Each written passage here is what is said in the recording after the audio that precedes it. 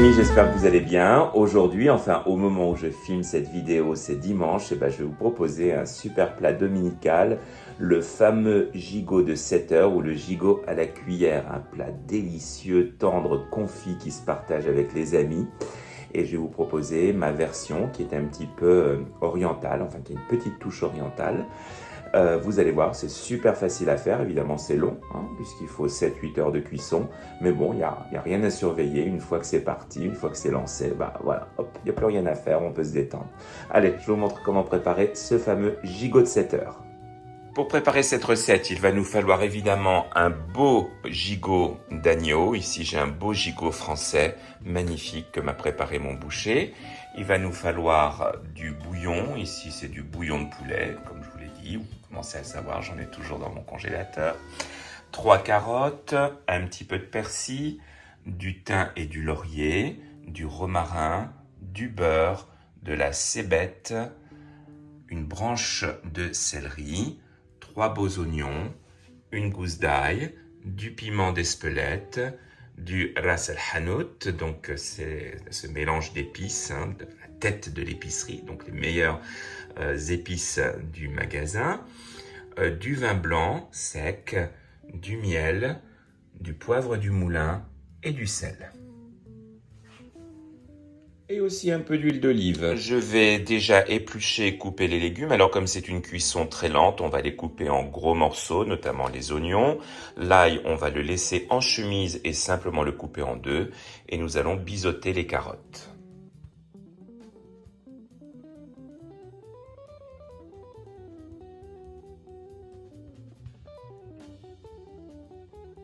Voilà, tout cela est prêt et découpé. On s'occupe maintenant du gigot, donc vous aurez pris soin de le sortir du réfrigérateur bien avant pour qu'il soit à température ambiante.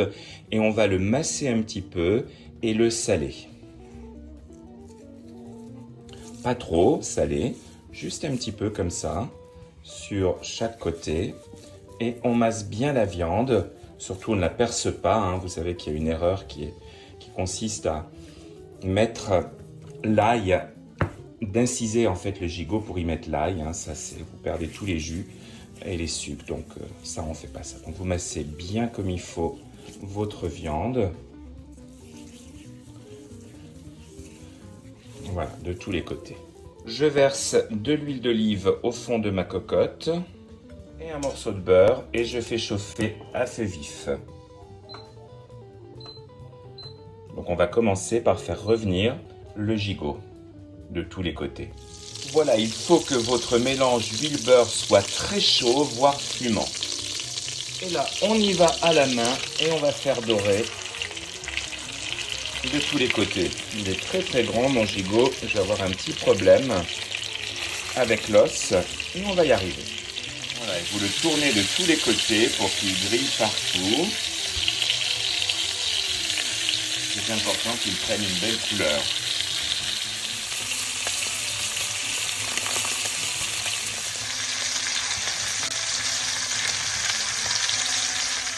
Voilà qui est fait. Vous sortez donc votre pièce sur votre planche à découper. Et maintenant, dans la même poêle, on va faire revenir tous nos accompagnements, toute notre garniture.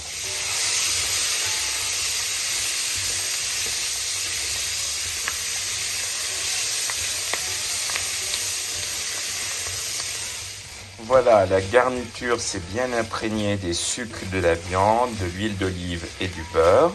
On va maintenant déglacer avec un petit peu de vin blanc, environ la quantité d'un petit verre comme ceci, et on va laisser cuire pour que l'alcool s'évapore bien et qu'on perde un peu l'acidité du vin. Pendant ce temps, je vais badigeonner mon gigot de miel, environ une demi-cuillère à soupe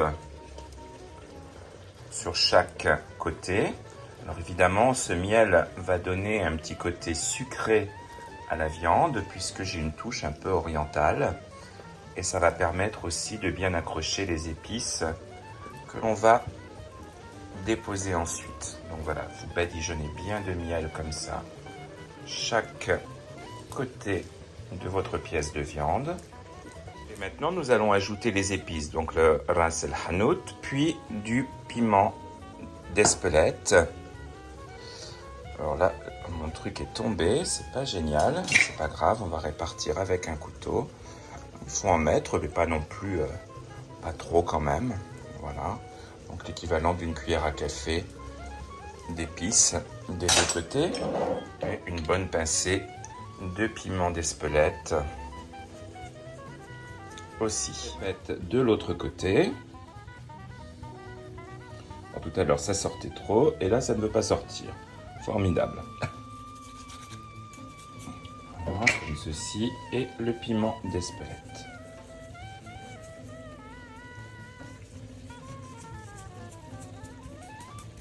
J'éteins le feu sous la garniture et je pose mon gigot sur le nid de légumes, comme ceci. Je ressale un peu, notamment les légumes, un peu la viande, pas trop. Et maintenant, je vais mouiller à mi-hauteur en commençant par du vin blanc,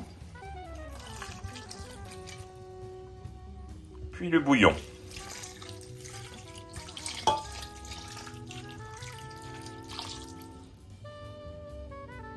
J'ajoute maintenant mes aromates, donc une feuille de laurier, quelques branches de thym frais, un peu de persil et une belle branche de romarin. Quelques tours de poivre du moulin.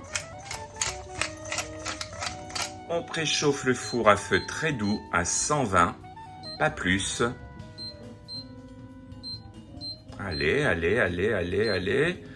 120. Voilà. On couvre bien cette belle cocotte et ça va être prêt pour 7 heures au moins de cuisson au four.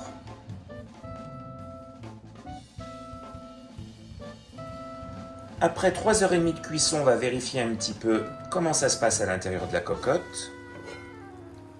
Voilà, donc c'est parfait, tout ça cuit tout lentement et on a largement suffisamment de jus, pas besoin de remouiller. Allez, c'est reparti pour 4-5 heures.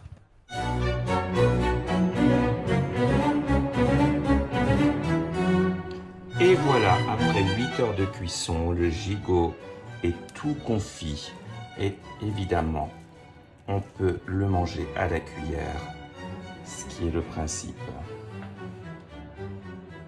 Pour accompagner ce gigot à la cuillère, tout simplement quelques haricots blancs et flageolets mélangés.